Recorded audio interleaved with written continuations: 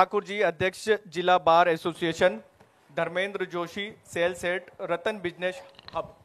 सबसे पहले हितेश ठाकुर जी, आपसे ही जानना चाहेंगे, 3 बार जिला अभिभाषक संघ के अध्यक्ष के रूप में आपने क्या चीजें हासिल करी और क्या हासिल करना चाहते हैं अभी? और सबसे पहले मैं न्यूज़ 24 के सभी दर्शकों का अभिवादन करता हूं और न्यूज़ 24 को इस कार्यक्रम के लिए शुभकामनाएं, जो मध्य प्रदेश का भविष्य धार में आप ये कार्यक्रम आयोजित कर रहे हैं। मैं 3 बार जिला अभिभाषक संघ का अध्यक्ष रहा, अभी भी हूं, और मैंने क्या किया, तो जो पहले था उसको बेहतर किया, जो नहीं था उसको कायम किया है। जैसे हमने एक लायर्स चैम्बर बिल्डिंग बनाई है जिला मुख्यालय पे, और उसमें 3 मंजिल की बिल्डिंग है ये, और उसमें करीब 53 चैम्बर्स हैं एडवोकेट्स के बैठकर काम करने के लिए। और हमने इस बिल्डिंग को बनाने के लिए ना तो कोई सरकार से, न स्टेट गवर्नमेंट से या हाई कोर्ट से या स्टेट बार से या कोई सांसद विधायक निधि से, किसी से भी हमने कोई सहायता नहीं ली है, और स्वयं वकीलों के सहयोग से इस बिल्डिंग को हमने बनाया है। और उसमें करीब 150 से अधिक 200 लगभग लायर्स अभी बैठ के काम कर रहे हैं। हमने इतनी बड़ी पार्किंग बना रखी है कि सारे लायर्स की कारें वहाँ आसानी से सुव्यवस्थित खड़ी हो जाती है। हमारी लाइब्रेरी इतनी सुदृढ़ है कि वहाँ हर किताब आपको लॉ से संबंधित और अन्य मिल जाएंगी। हमारे यहाँ ई लाइब्रेरी भी है, कोई भी किताब रूलिंग वगैरह जो रूलिंग है ये हैं वो इमीडिएट मिल जाते हैं। हमारे यहाँ अच्छे, पहले जब मैं बना तब बहुत सारी कमियाँ थी, मैं उनका जिक्र नहीं करूँगा, पर हमने बहुत अच्छा सुविधाग्रह, हमारे वकीलों के बैठने के लिए अच्छे शेड्स जिसमें लाइट, पंखे। आप जनरली जाते हैं जब दूसरे किसी जिला कोर्ट में जाते हैं तो आप वहाँ देखते हैं, मुझे अपन इंदौर की बात कर लें तो इंदौर में जिला कोर्ट के पीछे अगर आप पार्किंग में जाएंगे तो कीचड़ में से छलांग लगाते हुए, कूदते फांदते हुए आदमी को जाना पड़ता है, और कई बार वहाँ भी जगह नहीं मिलती है, या वकीलों के बैठने की पर्याप्त सुविधाएं नहीं होती हैं दूसरी जगहों पे। कोई वकील कैसे बैठा है, कहाँ टेबल लगी है, कोई झाड़ के नीचे बैठा है, कोई छतरी लगा के बैठा है। पर आप धार डिस्ट्रिक्ट कोर्ट में अगर आएंगे तो वहाँ देखेंगे कि सभी वकील बहुत सम्मानजनक तरीके से जो चेम्बर्स में बैठ रहे हैं, उनके अलावा भी हमने बहुत अच्छे शेड्स बनाए हैं। हमारे बार रूम सब एयर कंडीशनड है, हमारा सभा कक्ष एयर कंडीशनड है, हमारी लाइब्रेरी एयर कंडीशनड है। हमने सब कुछ जो बेहतर हो सकता था वो सब किया है, और अभी भी हम कर रहे हैं। अभी हमको हाई कोर्ट से अनुमति मिल गई है, हम इसी बिल्डिंग के ऊपर 2 मंजिल और बना रहे हैं। 36 चैम्बर्स अभी इसी महीने में उनकी शुरुआत हो जाएगी। और हमारा भविष्य में अभिभाषकों के लिए एक कॉलोनी बनाने का भी विचार है, और उसके लिए भी हम काम कर रहे हैं, काफ़ी कुछ तैयारियां हो गई हैं। सर, इसके साथ ही अगर हम बात करें वकील की सुरक्षा पर, वकील जब केस लड़ता है और अपराधी को सजा हो जाती है तो उसके अंदर कहीं ना कहीं एक वकील में भी एक डर होता है। हमने देखा कि कई वकीलों के साथ में पहले भी घटनाएं घटित हो चुकी हैं। तो सुरक्षा को लेकर सर किस तरीके की मांग बार एसोसिएशन यहाँ पर करेगा? जी, एडवोकेट प्रोटेक्शन एक्ट की मांग तो ऑल ओवर इंडिया में चली रही है। समय समय पे हमने भी उसके लिए हड़ताल, मतलब कार्य से विरत भी रहे हैं, ज्ञापन भी दिए हैं। पर उसके अलावा हमने लोकल लेवल पे एक व्यवस्था कायम की है, और वो ये है कि हमने एक प्रस्ताव पारित किया हुआ है कि अगर किसी भी वकील के साथ कोई आपराधिक कृत्य कारित करता है, कोई घटना कारित होती है, कोई लड़ाई झगड़ा करता है, तो सबसे पहले तो ये है कि उसकी तरफ से कोई भी वकील दूसरा अपेयर नहीं होता है जी। पुलिस में तो प्रकरण वगैरह जो भी दर्ज करना है, जो भी कार्रवाइयाँ होती हैं वो होती हैं। पर अगर ऐसा कई बार हुआ भी है कि अगर किसी वकील ने यहाँ जिला न्यायालय में किसी वकील से विवाद किया, किसी व्यक्ति ने, किसी पक्षकार ने, किसी अन्य व्यक्ति ने आकर कोई झगड़ा किया, तो उसको बाद में वकील उपलब्ध नहीं हुआ कि, और छोटी छोटी धाराओं में भी उसको जमानत कराने के लिए महीनों लग गए जी। तो ये इस तरह से एक हम अपनी एकता, एकजुटता बना के रखते हैं, और सही गलत का ध्यान भी रखते हैं कि ऐसी कोई बात ना हो जिससे वकीलों को गलत ठहराया जाए। सर, जो प्रोटेक्शन एक्ट है जी सर, ये लागू होता तो किस तरीके से वकीलों को यहाँ फायदा पहुँचेगा, और क्या लगता है कि जो लड़ाई पूरे देश भर में वकील लड़ रहे हैं, कितनी ये लड़ाई सफल हो जाएगी और इस पर क्या उम्मीद है आपको कि कभी ये हो पाएगा लागू? नहीं, बिल्कुल हो पाएगा। देखिए, अगर देश में आज़ादी की लड़ाई लड़ी गई और देश आज़ाद जी। हो गया तो ये तो बहुत अपने ही देश में एक कानून लागू करवाने की बात है, और वकील उसके लिए एक बड़ा वो है। वकीलों का आपको पता ही होगा कि जब देश में आज़ादी की लड़ाई लड़ी जा रही थी तो उसमें सबसे ज़्यादा वकील थे, और जब पहली 1952 में जो पहली पार्लियामेंट बनी तो उसमें आधे से ज़्यादा वकील थे। तो और आज भी आप देखते हैं कि मैक्सिमम लोग वकील हैं। कानून बनाना और कानून बनवाने के लिए सुझाव देना ये वकीलों का काम है, और इसके लिए एक एडवोकेट प्रोटेक्शन एक्ट अगर जब बन जाएगा तो आप देखेंगे भाई होता क्या है कि जो एडवोकेट्स हैं वो केवल हमेशा फरियादी की तरफ से नहीं होते हैं जी। वो आरोपी की तरफ से भी होते हैं, बिल्कुल। पर कभी कभी फरियादी की तरफ से भी होते हैं। आज कई लोग जीपी एजीपी वगैरह बनते हैं, और वो बनते हैं और वो लोग फिर प्रोसिक्यूशन की तरफ से लड़ते हैं। अब ऐसे में आरोपी को लग सकता है कि भाई ये इसकी वजह से मेरे को सज़ा हो गई है या इनने क्या है, तो वो एक तरह का काफ़ी ग्रीवेंसफुल कार्य उनका वो हो जाता है। तो ऐसी परिस्थिति में ये एडवोकेट प्रोटेक्शन एक्ट रहेगा तो उसके माध्यम से कड़े कानून के डर से अपराधी वकीलों पे कोई एकदम से आपराधिक कृत्य करने में या इस तरह की कोई कार्रवाई करने में सोचेंगे और थोड़ी सी कमी आएगी। धर्मेंद्र जोशी जी, रतन बिजनेस हब विकसित करने के पीछे आप लोगों का क्या मकसद है? और सर ये रतन बिजनेस हब क्या है सर, ये थोड़ा सा इसके बारे में बताइए। न्यूज़ 24 का इतना शानदार कार्यक्रम के लिए मेरे हृदय तल से धन्यवाद प्रेषित करता हूं। अपने दर्शकों और आमजन के लिए निश्चित रूप से यह कार्यक्रम एक सही दिशा निर्देश का काम करेगा। मेरे को पैनलिस्ट हितेश ठाकुर साहब का भी हृदय तल से स्वागत है।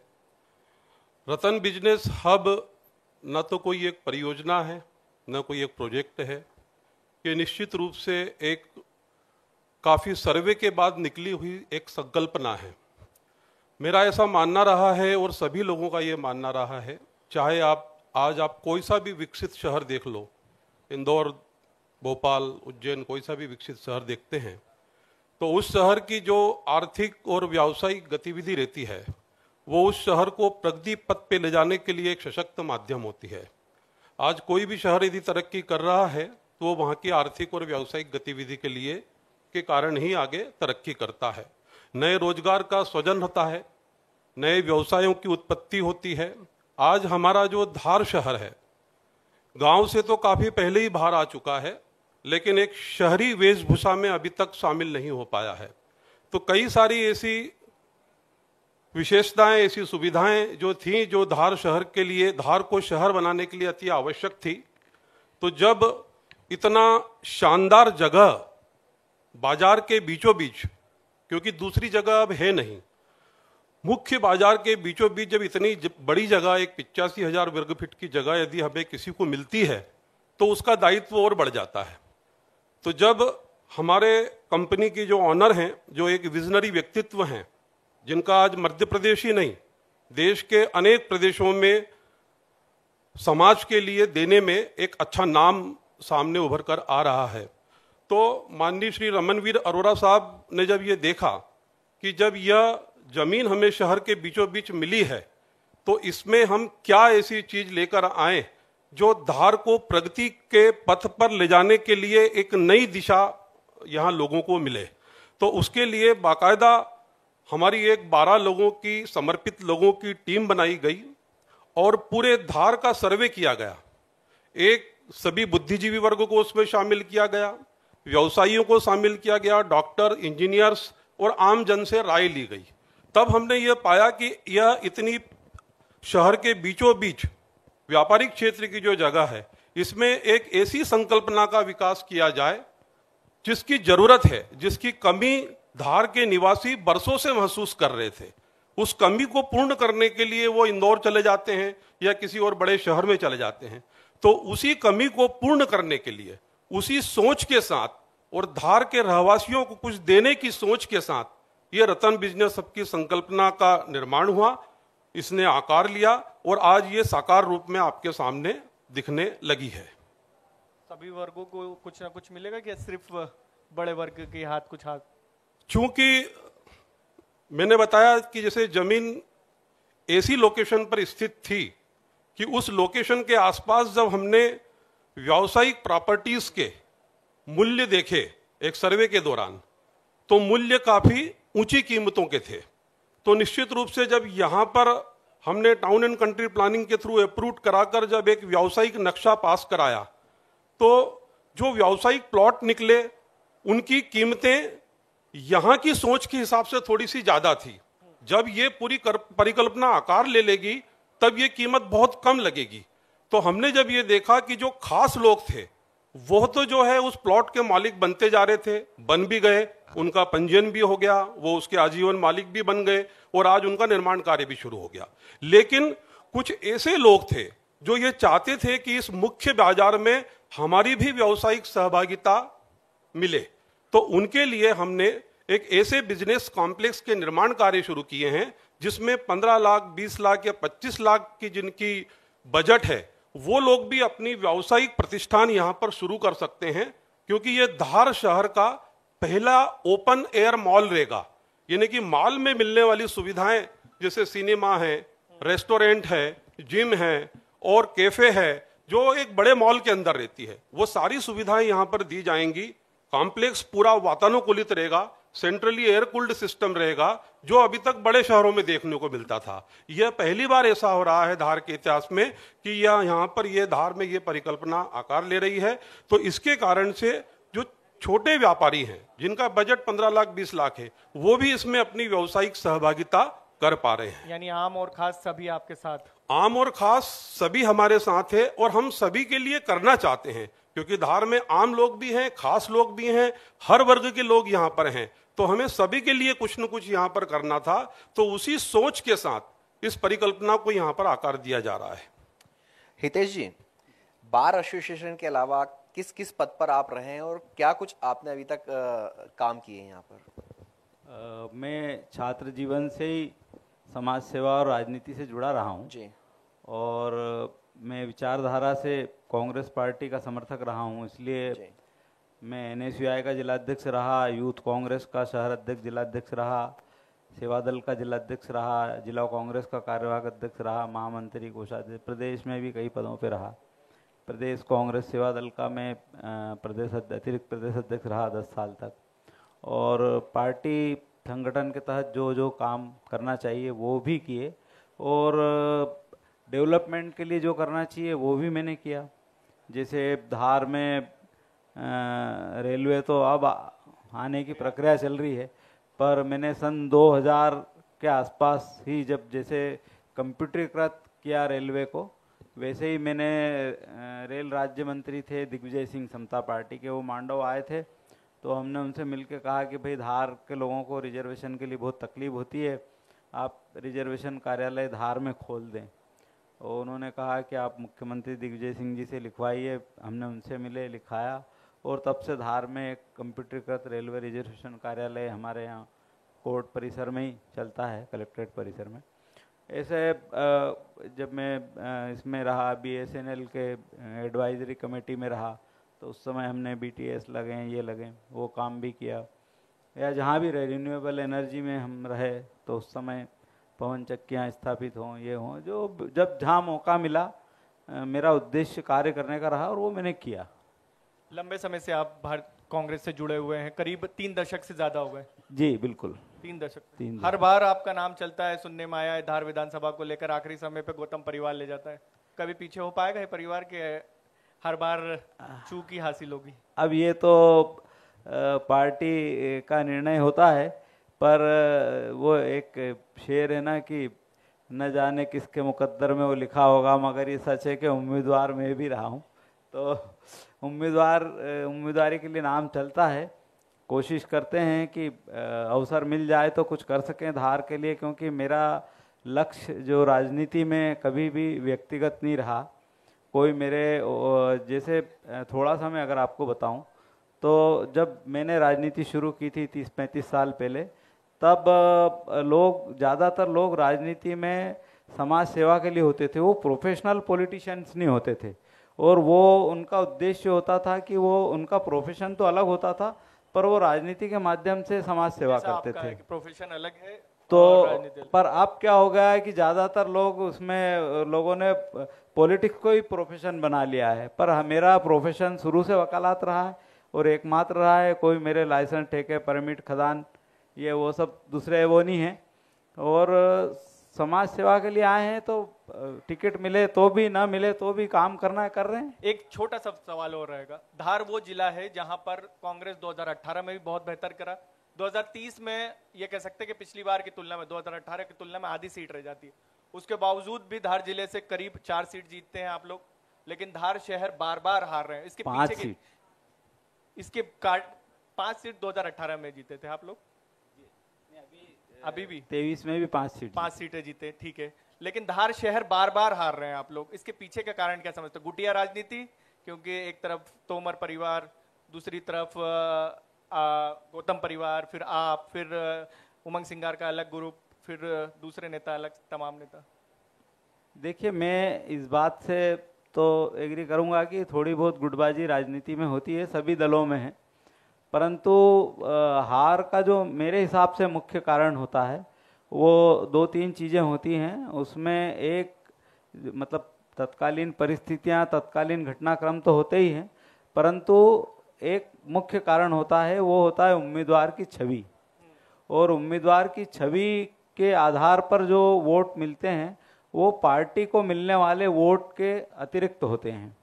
और शायद हम धार विधानसभा में इस मामले में पिछले कुछ चुनावों से पिछड़ रहे हैं, ऐसा हो सकता है। और इसके अलावा और भी कारण रहे होंगे। धर्मेंद्र जी, अत्याधुनिक मार्केट आप बना रहे हैं, तो कहीं ना कहीं इसमें जो शॉप हैं या जो शोरूम्स हैं उनकी कीमतें भी कहीं ज़्यादा होंगी। निश्चित रूप से इतनी आधुनिक सुविधाओं के साथ में यदि हम कोई व्यावसायिक प्रतिष्ठान बनाकर देंगे जी, और वो भी मालिकाना हक के साथ देंगे, 100% लीगल, रेरा अप्रूव्ड, वो भी शहर के बीचों बीच, कीमतें उसकी ज़्यादा होना चाहिए थी जी। इसकी कीमतें ज़्यादा हो जाएंगी जब ये परिकल्पना पूर्ण रूप से साकार रूप ले लेगी। लेकिन उस चीज़ को ध्यान में रखते हुए वह कीमत यदि आज हम रखते हैं तो वह कीमत मार्केट में धार में चलेगी नहीं, क्योंकि धार में यह परिकल्पना पहली बार विकसित हो रही है। ऐसी परिकल्पना को विकसित करने के लिए, ऐसे मुख्य बाजार को विकसित करने के लिए ना कभी किसी ने हौसला किया और ना कभी इतनी अच्छी प्राइम लोकेशन की जगह मिली। इस मुख्य बाजार को बनाने के लिए भी बहुत हिम्मत का काम करना पड़ता है, पहले पैसा लगाना पड़ता है और कीमतें बहुत ही संयमित रखना पड़ती है। आज हमने संयमित कीमत रखी, हमारी टैग लाइन है सबसे सस्ती भी और सबसे शानदार भी। तो जो दुकानें हम बना रहे हैं उसकी हमने काफी रीजनेबल कॉस्ट रखी है और उसी के कारण से आज हमें मार्केट से बहुत अच्छा प्रतिसाद मिला है। हर वर्ग के, चाहे गवर्नमेंट एम्प्लॉइज हो, चाहे वो व्यवसायी हो या किसी भी प्रोफेशन से जुड़े हुए लोग हों, वो अपने भविष्य की जरूरतों को ध्यान में रखते हुए, जिस तरीके से आप जानते हैं आजकल नौकरी मिलना इतना आसान नहीं रहा है, तो हर व्यक्ति आत्मनिर्भर होना चाहता है। कहीं ना कहीं पर वो यह मन में इच्छा रखता है कि मेरा स्वयं का कोई व्यवसाय हो, लेकिन व्यवसाय करने के लिए व्यावसायिक प्रतिष्ठान जरूरी है और प्राइम लोकेशन पर जरूरी है और उस पर फुटफॉल्स जरूरी है कि वहां पर ग्राहक आए। तो हम ये मुख्य बाजार बना रहे हैं, बहुत ही रीजनेबल कॉस्ट के साथ में हम दुकानें लोगों को मुहैया करा रहे हैं, तमाम आधुनिक और मॉडर्न फैसिलिटीज के साथ में, जो कि शहरों में अभी तक मिला करती थी।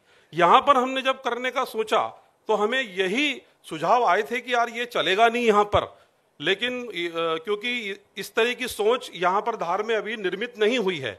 अब यहाँ एक मंजिल से दूसरी मंजिल पे कोई जाना नहीं चाहता, लेकिन हमने पूरा centralise air cooled business complex की जब कल्पना करी तो उसको पूरा वातानुकूलित किया।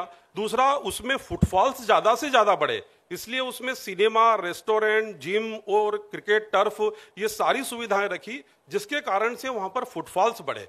तो हमने बहुत ही संयमित कीमत में अभी चीजों को स्टार्ट किया है। इसी और पेमेंट प्लान के ऑप्शंस भी हमने काफी इजी रखे हैं।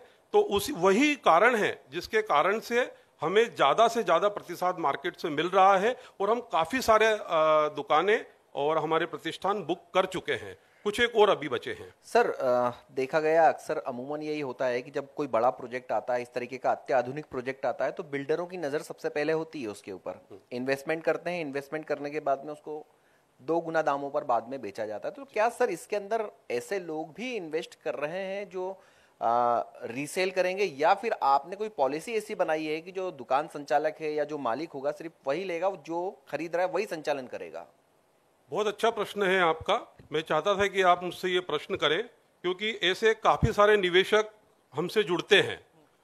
रियल एस्टेट बिना निवेशकों के चलता नहीं है, चाहे वो कोई भी प्रोजेक्ट हो, क्योंकि कोई भी प्रोजेक्ट को करने वाला व्यक्ति कब तक अपने पास से पैसे लगाएगा, तो निश्चित रूप से निवेशक आते हैं। लेकिन हम यहाँ पर निवेशकों को सपोर्ट कर रहे हैं, क्योंकि हमें इस बाजार को वर्किंग में लाना है, ऑपरेशनल करना है। यहाँ पर ऐसा कोई प्रॉपर्टी हम नहीं रखना चाहते जो खरीद के और निवेश करके रख दे और वो पड़ी रहे और उसका कोई उपयोग नहीं हो। ऐसे निवेशक कभी कोई आते हैं तो हम उनके साथ भागीदार बनकर और उस पर व्यावसायिक प्रतिष्ठान का निर्माण करके उसको ऑपरेशनल करने के लिए हम प्रतिबद्ध हैं, और यह कार्य हम कर भी रहे हैं। कुछ निवेशक आए थे, उन निवेशकों ने वहां निवेश किया, हमने उनकी प्रॉपर्टी पर निर्माण करने के लिए आगे रह के हमने पहल करी, और आज उनके व्यावसायिक प्रतिष्ठान बन के तैयार हो चुके हैं। और आज या तो वो किराए से लगते जा रहे हैं या वो स्वयं वहां पर अपना व्यवसाय शुरू करने के लिए आगे आ रहे हैं। अधिकतर ऐसे ही लोगों ने वहां पर, क्योंकि ऐसे मुख्य बाजार में कौन प्रॉपर्टी लेकर पटक कर रखना चाहेगा, जबकि वहां पर फुटफॉल्स पूरे वर्ष भर बड़ी मात्रा में होने वाले हैं। क्योंकि हमने ये देखा कि ये जगह ऐसी है कि हमने स्वयं ने यहाँ पर हमारे जब लैंड पर स्वदेशी मेला का आयोजन हुआ, हमने एक ऑटोमोबाइल ट्रेड फेयर का आयोजन किया, तो बड़ी संख्या में लोग वहां पर आए। बस स्टैंड पास में है, घोड़ा चौपाटी पास में है, बड़े मेडिकल हब्स पास में है। इसके कारण से ये एक व्यस्ततम व्यावसायिक क्षेत्र है, प्राइम लोकेशन है। हम ये बोलते हैं कि धार का हृदय स्थल है, तो यहाँ पर लोगों के आने में जरा भी संकोच नहीं है, क्योंकि इंफ्रास्ट्रक्चर बहुत बढ़िया है, काफी चौड़ी चौड़ी सड़कें हैं, कहीं पर भी मतलब ट्रैफिक का कंजम्पशन नहीं होना है। तो इस कारण से यहाँ पर फुटफॉल्स बड़ी संख्या में है। तो 100% जो हमारे कंपनी के जो ऑनर हैं मिस्टर रमनवीर जी अरोरा साहब, तो उनकी सोच और संकल्पना है कि यह धार का एक ऐसा मुख्य बाजार साबित होगा जिसकी जरूरत वर्षों से यहाँ पर महसूस की जा रही थी। कब तक ये पूरा हो जाएगा? लगभग लगातार हम लोग कार्य कर रहे हैं। अभी हम लोगों को साल भर भी नहीं हुआ है सारी परमिशन आके और वर्किंग को करते हुए, लेकिन हम हमारे प्रगति से बिल्कुल संतुष्ट हैं। पहले से हो चुकी है जी, अभी शुरुआत हुई, बुकिंग हो चुकी है लगभग हमारी काफी कुछ बुकिंग्स हो चुकी हैं, हमारे प्लॉट्स लगभग खत्म हो चुके हैं, कुछ 5-7 प्लॉट और बचे हुए हैं। अभी हमारा जो मेन उद्देश्य है, जो कि हम शहर को एक समर्पित करना चाहते हैं, रतन बिजनेस हब, जो कि एक बड़ा कमर्शियल कॉम्प्लेक्स, बिजनेस कॉम्प्लेक्स, जिसको मॉल कॉन्सेप्ट पर हमने डेवलप किया है, तो उसकी शॉप्स की बुकिंग करना जो है हमारा उद्देश्य है। तो उसी दिशा में हम लोग अभी प्रयासरत हैं। धन्यवाद धर्मेंद्र जोशी जी और हितेश ठाकुर जी, आपका बहुत बहुत धन्यवाद हमारे साथ धन्यवाद के लिए। Thank you. और मोमेंटो प्रदान करने के लिए मैं मंच पर आमंत्रित करता हूं हमारे एमपी सेल्स हेड अनुज तिवारी जी और राकेश चतुर्वेदी जी को, वो आए और मोमेंटो प्रदान करें।